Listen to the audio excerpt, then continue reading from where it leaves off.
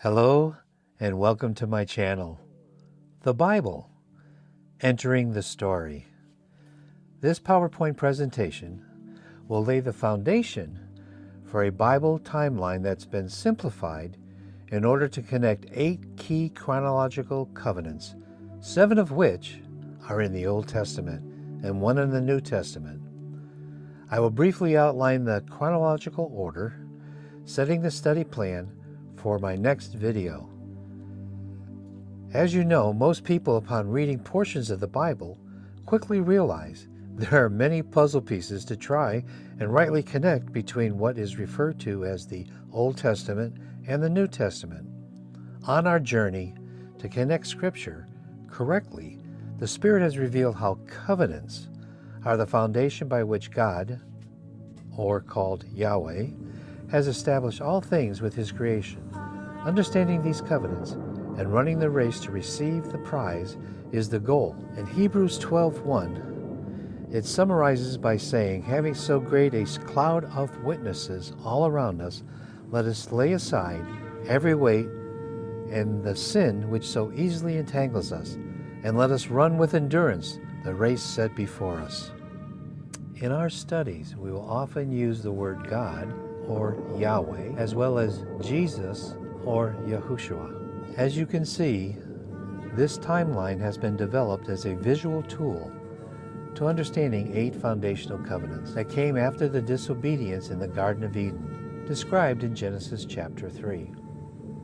Because of disobedience in the garden, we have an unfolding story of our Creator reestablishing a covenant relationship with His creation. As you can see on our covenant running shoe timeline, God makes a covenant with Noah after the flood. This is the first of the 8 foundational covenants. It also establishes the difference between what is a covenant and what is the sign of a covenant. God reveals His character through events and patterns with Covenant 1, providing a way for man to now enter back into a covenant relationship with his covenant creator. You can now see Covenant 2 is highlighted in red. Why? Because this is a blood-ratified covenant, which in ancient Eastern civilizations was understood as the most serious of all covenant agreements. This covenant understanding details the second part of the promises of Genesis 12, one for the land and the inheritance to be given to Abraham's seed. Covenant 3 is also in red and is also blood ratified, emphasizing the covenant sign of circumcision. The details of Yahweh's character and pattern continues to unfold and lays the foundation for those who have been called out of the world, with those not obeying as being cut off from a personal relationship with God, Yahweh, and His people. Covenant 4 is also blood ratified. We will study what added critical events united the blood covenants of 2 and 3 to Covenant 4. This event was to reestablish the broken relationship in Genesis chapter 3. Yahweh was to be their Elohim. They would be His people, and they would be a nation of priests. Discovering why Moses made 7 complete trips up and down Mount Sinai will also be detailed as we move forward in our extended studies. Covenant 5 is also not blood ratified, which highlights the 7th round trip Moses made up and down Mount Sinai. Understanding the context of this event will lay the foundation to what is called the Law of Moses and why he is called the lawgiver.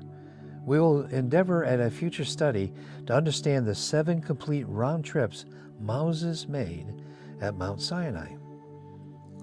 Covenant 6 is a complex, non-blood ratified event that also describes what the Book of the Law is. It provides additional details of events of Covenant 5 and details leading up to Israel entering into the Promised Land, which we read in Scriptures where they receive blessings and curses depending on their actions. Covenant 7 is also not blood ratified. It unpacks an understanding of how the line of David brings forth the promise of a king and redeemer. It also combines the prior 6 to form a single covenant understanding of patterns in the character of God, leading to Covenant 8.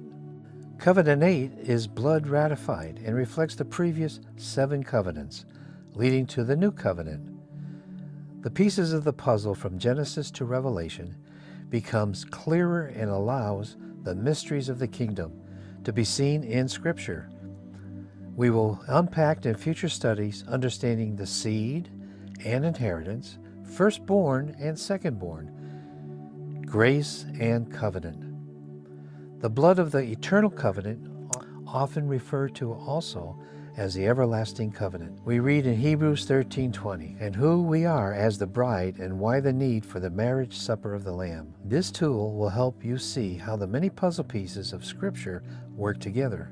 It will require some time and effort and due diligence to unpack these 8 covenants. The rightly dividing of all Scripture and context will allow you to answer the why behind biblical events and then be seen as a workman that keeps and teaches truth. Again, the visual timeline that we have just briefly covered. Number 1, beginning with Noah in the book of Genesis, chapters 6 through 9. Number 2 is Abram, Genesis chapter 15, verses 8 through 21. Number 3 is when Abram's name is changed to Abraham, the book of Genesis, chapter 17. Number 4, Moses in Exodus, chapters 20 through 24 and 1 through 8 in chapter 24. Number 5, we have Moses again in Exodus 34 through Leviticus. Number 6 is Moses once again. The book of Deuteronomy is how we refer to it, the book of the law. Number 7, David, or the Davidic covenant, as seen in 2 Samuel chapter 7, 1 Chronicles chapter 17, and 2 Chronicles chapter 6. The Old Testament mentions the coming of a new covenant as found in Jeremiah 31, verses 31 through 34. Also in Ezekiel 36, verses 26 through 27. This new covenant, as seen in the New Testament, can be found in Hebrews chapters 8 through 10 and verses 1 through 17 in chapter 10, as well as in Hebrews chapter 12, 1 through 2. It will require some time and effort and due diligence to unpack these 8 covenants. The rightly dividing of all Scripture and context will allow you to answer the why behind biblical events and then be seen as a workman that keeps and teaches truth. Using Scripture as a basis to understanding covenant, I'd like to refer to Psalm 25:14. The secret of Yahweh, God, is with those who fear Him. He makes His covenant known to them. So, what is covenant? It establishes a relationship which is analogous to kinship. Covenants do not just happen. It requires a minimum of 2 individuals. Terms are outlined, then agreed to. A covenant has both terms and conditions, offer and acceptance. It's based on an intimate relationship and an intimate contract or covenant. We will see that in Genesis chapters 1 and 2, there's an unfolding pattern. There's an original offer or instruction, terms and conditions, which begins to form a biblical pattern. In our future studies, we will see that this pattern does repeat itself. I want to refer to this. For as lightning that comes from the east is visible even in the west, so will be the coming of the Son of Man. Matthew 24:27. Thus, are we ready? More importantly, are you ready? Receiving the call is the invitation that's been given to all of creation. And I'm calling this the covenant of promise, which means following the instructions of what? His covenant, made with His creation. The Bible, greatest story ever told. I look forward to you joining me not in just reading about scriptures, but entering the biblical story.